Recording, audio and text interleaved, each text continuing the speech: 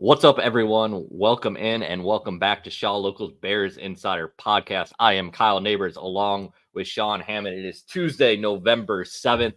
We are here at week 10, a couple days away from our second Thursday night game of the season here, Sean. It feels weird having two Thursday night games. Yeah, this is the first time that they're allowing teams to have multiple Thursday games, and the NFL is taking advantage of that with the Bears getting some Chicago viewership on Thursday night. Yeah, we'll get a close-up look at Bryce Young, possibly Justin Fields. We'll talk about all of that, possibly all of that this morning on the podcast. Make sure you follow us on X or Twitter at Bears_Insider. You can also go to shawlocal.com for all your Bears content. You'll find Sean's content right there. You can find Sean on Twitter at Sean_Hammond. You can also find him on Instagram and Threads. You can find myself on Twitter at Kyle Nabors. And Jake Bartleson is working behind the scene for us this morning, helping produce the show. You can find Jake on Twitter at Jake Bartleson. We're going to be with you guys for the next 30 minutes or so, talking Bears, Panthers, a little bit of what happened on Sunday down in New Orleans. Sean, though, really the main topic of conversation and the question that anyone is asking this week is, are we going to see Justin Fields on Thursday night? Yeah, it's funny, Kyle. We were talking about this during our Friday show, which was before practice on Friday, and we were saying how it makes a lot of sense to rest him, blah, blah, blah. And then a couple hours later, there he was on the practice field throwing the football around for the first time in 19 days. What was your reaction when you looked out there and saw him on Friday after we had that conversation on top of it? My reaction was that Friday just turned into a busy day was my first thought. Like, okay, I'm going to have to write a few things today. And I don't know. I mean, it kind of makes sense to get him back out there. There was no chance he was going to play against the Saints, but if his thumb was feeling good, I mean, why not at least throw the football around a little? Like I said, that was the first time he threw a football in 19 days. So he, is going to need more practice time than that, and I still think that this week is going to be a tough one because practice yesterday on Monday, practice today on Tuesday, those are just walkthroughs. And so you're not really doing you're only really doing one full practice this week ahead of this Thursday game, which I think makes it kind of tough for him to get game ready. I don't know. Maybe, but like, I think the fact that he practiced on Friday is an indication that they want him to be able to play on Thursday. Signal. Yeah. Because I assume if, like, let's say they weren't on a short week this week, he probably wouldn't have picked up a football on Friday. Yeah. And they just would have started out this week on a normal schedule. But them having him practice on Friday for the first time in 19 days kind of gives me the feeling like they were like, all right, let's see how you're doing gripping the football so we can start trying to get this in order for you to play on Thursday night if that's possible. So I think there's a fairly high chance that we're going to see Justin Fields on Thursday night. I'm tending to agree with that. It seems here Mike says there's zero reason for Justin not to play. Look at this let's try to get in the head of Matt Eberflus here a little bit. Like, if you're an NFL head coach and you see a very beatable opponent on a Thursday night, and you think your QB1 is potentially ready, I mean, they're going to do everything they can to get him ready to go. While a 9-day layoff is a good thing, after that, you could rest him and give him an extra 9 days to get that thumb healthy, but they see opportunities to win, and this coaching staff can't really afford to just wait around for wins. Like, they need to win football games if they want to keep their jobs. I don't think the other factor of this too is you're coming off another loss in which Tyson Bagent had 4 of your 5 turnovers. Mm-hmm. You talk about a coaching staff which is back against the wall and needs wins. You're going to put your best players out there, and the idea that Tyson Bagent isn't going to turn the ball over and give you a chance to win kind of goes out the window at this point, right? So if Justin Fields can grip the football, as long as if you're not worried about him injuring, if all you're worried about is Russ, him not playing for 3 weeks, I say you got to throw him out there and take a chance. Right. As long as there's no chance of him hurting that thumb any further, I don't think it matters if he's going to be rusty or not. You would take a rusty Justin Fields over your backup quarterback any day. Yeah. Against a bad Carolina team. Yeah. Appreciate everyone who's checking in with us live this morning. You can join us live on YouTube. And if you do us a favor, subscribe to the channel, leave a thumbs up. If you are joining us live, we appreciate any comment or question. It helps us kind of know what you guys want to talk about. I see Rick in the chat this morning, Rick Gonzalez, CJ Williams, Mike B, of course. Rick had a question about the latest injuries, and let's dive into that really quickly. Sean, where are we at with all the injuries? So Jaquan Brisker is going to be good to go. He returned to practice. Well, I should say Monday was a walkthrough, so it was an estimate. But he would have been a full participant if it was a real practice, according to the Bears. And I saw he also tweeted that he's good to go. He's fired up for the game, so that's good. Khalil Herbert has had his practice window open, so he is going to be back at practice, coming off that ankle injury. He's been on IR the last month. That's a positive development for your running back situation, and we can talk more about that. The other guys too, Josh Blackwell was also designated to return, and Equanimeous St. Brown, who both those two guys were also on IR. They are both returning to practice this week. So some reinforcements on the way at a couple of different positions. And then, the other guys to watch who weren't on IR, but Nate Davis and Tremaine Edmonds still have not been practicing. Cole Kmet sat out yesterday with a knee injury. Don't know what that's about. That's a new thing. We'll kind of have to monitor that. And just a note or a thought to keep in mind this week. Again, it's a weird week with a Thursday game, but when they do these walkthrough practices, we don't get to watch any portion of that. So we're not going to actually get our eyes on Justin until Wednesday. And same with all these other guys who are coming off injuries. We're not really going to, they're not going to do a full real practice, and we're not going to see, if Justin's throwing the football, if he's wearing a glove, if he's not, all that stuff. We won't know till Wednesday. Yeah, Matt Eberflus is certainly not going to let you know. I mean, I yesterday during this press conference, he essentially said anything like, "Yeah, we'll give you updates on Wednesday." Let's start. A lot of injury news to break down there. Let's start with Equanimeous St. Brown, because I see a question from Rick in here. He says, "With EQ back, does that mean no more Velus?" It could. I mean, it should. I think we've all kind of.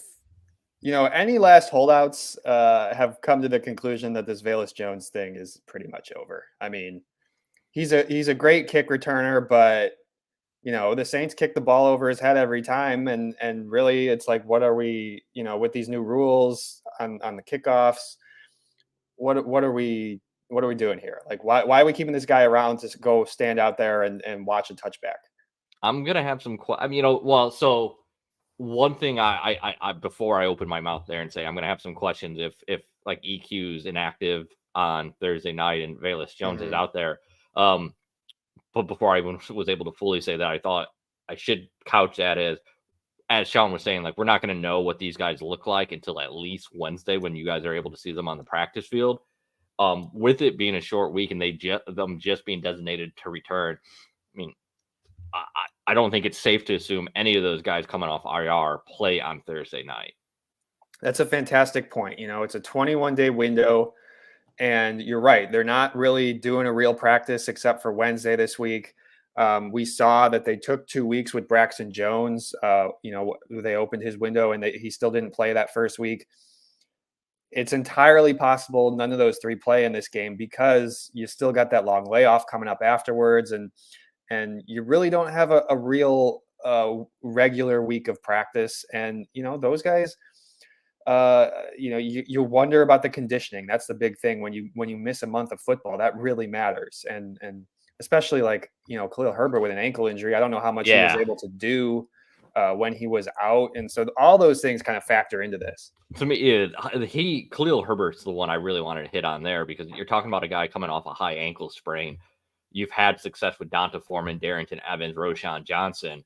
Khalil Herbert seems like the guy most likely not to play this week. Yeah, I would be a little surprised if they did it that quickly, especially with the way that those guys have been playing at running back. And it really does become an interesting question what they're going to do, when Herbert is back fully, whether that's this week, whether that's the week after. How are they going to divvy up those touches with him and Foreman and Roshan? And at that point, Darrington Evans is probably not seeing the ball a whole lot, and maybe Roshan Johnson isn't either.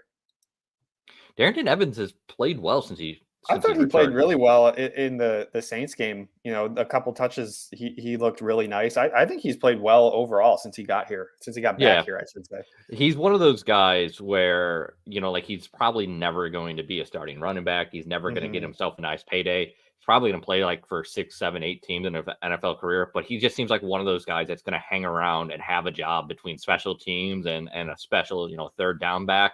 Just a nice player to fill out a roster, Darrington Evans. Yeah, I talked to him. I was talking to him mostly about Deontay Foreman. This was like 2 weeks ago, and he had played for 4 teams in the last calendar year, and I just asked him about that. It wasn't anything that made my story, but I was just kind of curious what that's like. And he's like, yes, you come back to Chicago, there's familiarity and you kind of know the playbook, but it's a new year. Like they've got new stuff in there. It's not like just coming back and you pick up the old playbook from last year and you're good. Like with those guys who are kind of the journeyman types and moving around teams, like that is a lot of work to get ready to play football. And I think he's done a really nice job coming in and giving the Bears some good looks at the running back spot. Mr. Shorty joining the chat this morning. He was with us on the Friday Night Drive podcast yesterday. Good to see you this morning, man. Mike B says, I agree. Evans has played well. Now give the ball to Foreman. Yeah, down to Foreman. Continuing to look like a terrific investment on that 1-year deal, Sean. Yeah, I mean, he runs angry. He barrels through guys. You can't not give him touches at this point, even when Herbert's back. I mean, if you want to go 50-50, I think you could make that argument, sure. But certainly Foreman has earned the right to see a lot of touches, whether that's – I think you got to at least give him 50% of the touches, if not more. Between those two guys, Darrington Evans, hopefully getting Justin Fields back. Even, I mean, you look at like Tyson Bagent for the struggles in the passing game against the Saints. Ended up with 60 rushing yards in that game. Yeah. Some more designed runs, some scrambles. You figure you saw when Justin, before he went out, kind of how they had changed that offense outside of, now I'm blanking on the game where they got crushed that he was injured, where the design runs seemed to disappear again. He got injured against Minnesota. Thank you.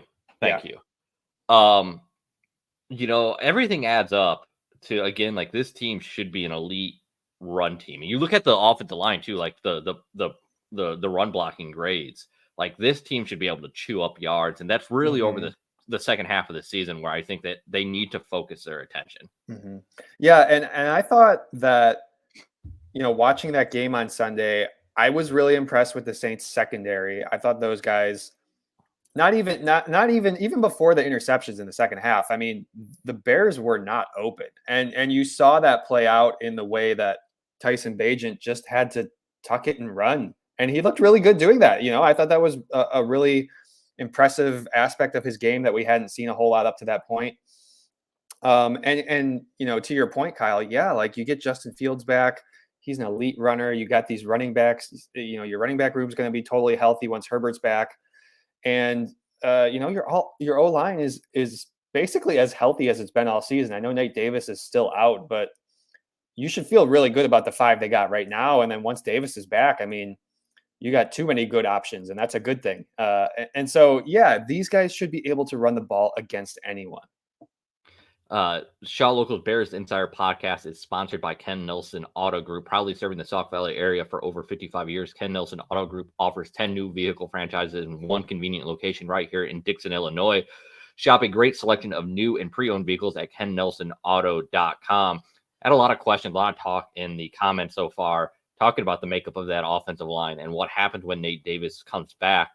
Tevin Jenkins playing really well. Darnell Wright playing really well. What do you think the Bears do? How do they shuffle this offensive line around when Nate Davis does make his return? Yeah, I mean, I still think they are gonna want Nate Davis on at that right guard spot. That's primarily where he's been. That's where he was in Tennessee. I think they'll move Tevin back to the left side, even though both those guys seem to really play that right guard spot well. They do. And Well, I mean, the thing is, like Kevin was playing at a really high level on the left side too.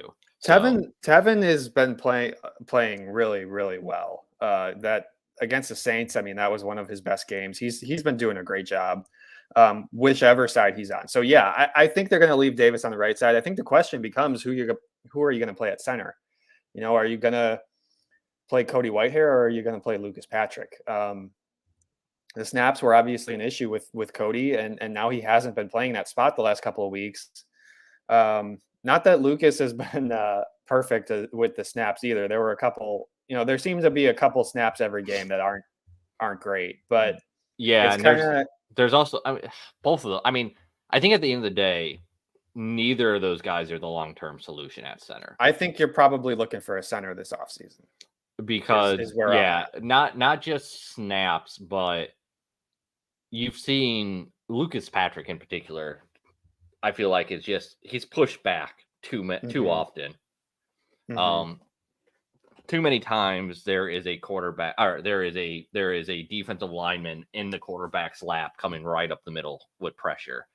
And a lot of time that's been Lucas Patrick. So I feel like Cody Whitehair has been the better, blocker, but you can't have those snap issues happen again.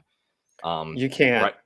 Yeah. And I don't know if Cody Whitehair, looking ahead to the future, I don't know if he's worth the salary that you're paying him. I think you might want to get out of that last year of his contract next year and yeah, look for a long-term solution at that center spot. And you certainly aren't going to be paying Cody Whitehair that much to be a backup. That's big time money. I forget what it is, 14 million, something like that. It's a lot. It's a lot. So yeah, I mean, I completely agree. I expect that Cody Whitehair, this is probably going to be his last season in Chicago. But you get Nate Davis back, and I think you're feeling really good about both tackle spots, both guard spots. Like you got some really talented offensive linemen, like we said earlier, particularly in the run game. The pass protection has been all right. It's been pretty good overall. But there's always stuff that those guys need to work on in that area, especially your two young tackles. But health wise, this is all trending in the right direction. I'll say this, there's no more excuses when Justin Fields comes back, right? Like that offensive line is healthy. You've had a sample size now with Justin out there. Mm-hmm. That you should know what this offense looks like, how it's going to operate best with the skill position players you have out there. Like they should be able to hit the ground running when he comes back against Carolina in the second half of the season. And if this offense isn't performing well, there's just no getting around it. You have to put it on the coaching staff. You have to put it on Justin Fields. Things are in place. Like I'm not saying they should win more football games, but like come the end of December, we should know what this Bears offense is and whether it's going to work or not.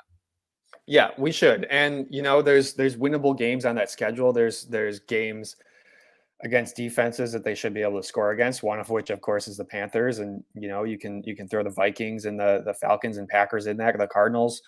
You got two tough games against the Lions and the Browns defense has been really good, even though their offense is a different story.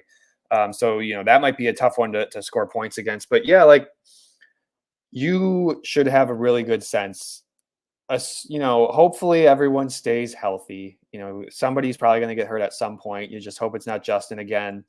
You hope it's not too many guys. And you should get some sort of idea of where this offense is at as it's currently constructed. And that can help you, make your decisions, make your game plan heading into next offseason. Mr. Shorty says the Panthers better be winnable, right? Yeah, right. I mean, obviously, it better be winnable. I guess Houston struggled against Carolina, so we are in for a tight one, I bet CJ says. I mean, the Bears aren't good enough to blow any team out of the water. Now, no. Carolina's bad enough that they can be blown out by any team.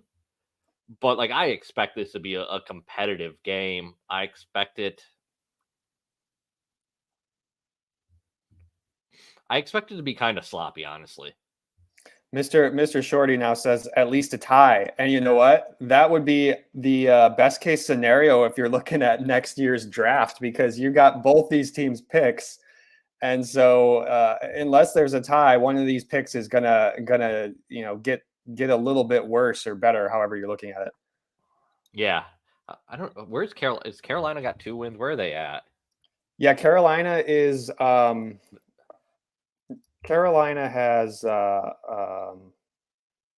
1 win, Kyle. They're 1-7. They're 1-7. They are just ahead of the Bears. I got the tankathon up here. It's Arizona 1 at 1-8, Carolina picking second at 1-7, and then you got the Bears at 2-7 picking third. Oh, Arizona. That was a quality tank job on Sunday with Clayton Tune out there. Holy hell, was that bad football? I didn't get to catch any of that, but I think Kyler Murray might be coming back this week, which is an interesting development when you're looking towards the draft. I don't know, the team around him still isn't very good, but that could help them pick up another win or 2 or 3 or whatever. Yeah, I mean, let's spend a couple minutes on that here since we were talking about that. So yeah, Arizona's at 1 win, Carolina's at 1 win. Yeah, Arizona getting Kyler back. That should improve them significantly. I mean, the question there is like, how motivated are they to win football games? Because they're clearly trying to lose. So even with Kyler back, like, I don't know. I don't know how many games Carolina can win at this point. We need to start Peterman versus the Cardinals. I see Rick saying down there. With the Bears, I actually, or with Carolina being in that late window this past week, I watched quite a bit of that game, and Bryce Young, again, I want to caution, we're talking about a really, really bad team here. He's a rookie quarterback. We shouldn't expect them to come in and light up the world. He looked really, really bad when I watched that game on Sunday. Like there was no defending some of the decisions. CJ Stroud. No, CJ Stroud looked fantastic on Sunday. Bryce Young, on the other hand, again, I'm trying to keep things in perspective. We're only week 10 of the kid's rookie season. Mm-hmm. I got some concerns about Bryce Young though. It's not the first time I watched him either this year. It's not looking good though. I don't know how much you've had a chance to look at the tape. I haven't had an opportunity to watch a whole lot of Panthers tape. I want to do that over these next couple of days before the game. But no, I haven't. On Sundays are so busy. I have a hard time catching some of these other teams. But certainly, of all the rookie quarterbacks, he seems to be in the worst situation in terms of the talent around him, the receivers they got out there. They get an ancient Adam Thielen is their top receiver for him, and guys like CJ Stroud, you plop them down, and I know the Panthers or the Texans were bad last year, but they got a couple of nice pieces, and they're able to move the football, and he looks competent. And he looks not just competent. No, not just competent. That was confident. An understatement. That was an understatement on my part. Yeah. So they scored that touchdown at the end of that game to win it, and the most impressive thing in that entire sequence was it was as if they expected to score. Like CJ Stroud throws that strike into the end zone to Tank Dell. Neither of those guys barely celebrated. It was just like, yep, that's what we're gonna do. That's what we're here to do. Yeah. And it's just like bam. And I was like, that's what? I love to see that. The confidence in the young players. Frankly, you want to see more of that out of Justin Fields. Yeah, totally. And you do want to see that out of Justin Fields. And it's just like, why can the Bears never find a CJ Stroud? Why is it always got to be this long, difficult thing when you draft a quarterback? And it seems like we're talking about the same thing on a 3 to 4 year cycle every couple of years, Kyle. Well, we've heard there's been a lot of chatter about Justin Fields needing to finish games, right? And at least I brush it off a lot of times. Like, listen, he's a young guy. He's on a bad team. Like, blah, blah, blah. But like then you see that out of CJ Stroud, and you're like, you know what? At some point, yeah, that expectation has to be that Justin Fields leads that drive, right? Mhm. And we still haven't gotten to that point. And seeing CJ Stroud do that, I guess that does put that in the back of my mind a little bit. Like, all right, Justin, go out there and do that now. Like, this is a particular, like, let's say this comes down, like, this is a winnable game. This, Mhm. if you're playing Carolina in the fourth quarter, maybe you're down a touchdown, you're up a touchdown. You need to find a way to put this game away against a bad Carolina team. Yeah, and I would think that if Justin kind of picks up where he left off, you're talking about back-to-back 4 touchdown games, and I know things were a little shaky in that first half against Minnesota, but like this is a team you should be able to put some points up against, and there's a possibility that the he doesn't have to do that in this Panthers game. But yeah, no, I see what you're saying, Kyle. Like at some point, you want to see the crunch time game winning drive uh, from Justin Fields, and it just feels like it hasn't been there. I'm trying to see that pop up here. It says FYI. Mike says it also sounds like Brian Burns is not likely to play versus the Bears. Also, yeah, that'd be a big loss for Carolina if Brian Yeah, Burns isn't able to go. yeah, he's their best pass rusher, and um, he's pretty much their best defensive player. So that's a tough one if he's not gonna be able to go in this game. We got just a couple minutes left with you guys before we got to sign off. Sean has to get over to Hallis Hall. With it being a short week, the Bears usually off on Tuesdays, but with a practice day or a walkthrough today. Sean, like I said, a couple minutes left here. What are the keys to this game on Thursday night? Yeah, again, if Justin Fields is playing, you hope that he can kind of pick up where he left off and move the football, and the run game was pretty good against the Saints. I know it kind of disappeared in that Chargers game because you fell behind, but this team should be able to lean on that running game, whether Khalil Herbert's playing or not, and get out to an early lead, and that's when they've played their best football, is when they get the ball and score first, like we saw in the first half of that Saints game. I like the aggressiveness from Matt Eberflus in taking the opening kickoff. He's been doing that the last few opportunities he's had. Keep doing that. Get out there, score first, and play from ahead. That's kind of like that's when they've played their best football, and I think they got to keep doing that. The Saints started all 5 of their drives in the fourth quarter All 5. in Bears territory. And 6 out of the 8 second half drives were Yeah. started in Bears territory. You can't turn over the football. Your defense is doing enough. It's not great by any means. The pass rush is far from ideal, but the defense is doing enough to win games. The ground game, Considering that they didn't have a sack in that game and you were without Tremaine Edmonds, that was a really good defensive game. yeah. Mike Johnson asked, does DJ Moore have a big game against his old team? He seems to like Thursday nights. Yeah, I mean, he certainly sets up that way, Mike. If you have him on your fantasy team, I certainly wouldn't have him on the bench, I'd say, this week. DJ Moore going ham, Mike says. You know, that's where I between the way the defense is playing, again, not great, but good enough. The offensive line has gelled, is playing better. You got the ground game working. This is a game you got to find a way to win. Bottom line. And frankly, you're at home. Frankly, you should look fairly impressive against a bad team doing it. I'm not saying that means you're a fairly impressive team. I just mean you should look fairly impressive against a really bad Carolina team. You're better than them in pretty much every position across the field. I think, and I'm assuming I'll make my pick first here. I'm assuming Justin Fields plays in this game. Like the Bears should win this 31-17, something like that. The Bears should be able to put points on the board. Bryce Young is going to give you the ball at least once. This is a game that the Bears have to win going away, I think.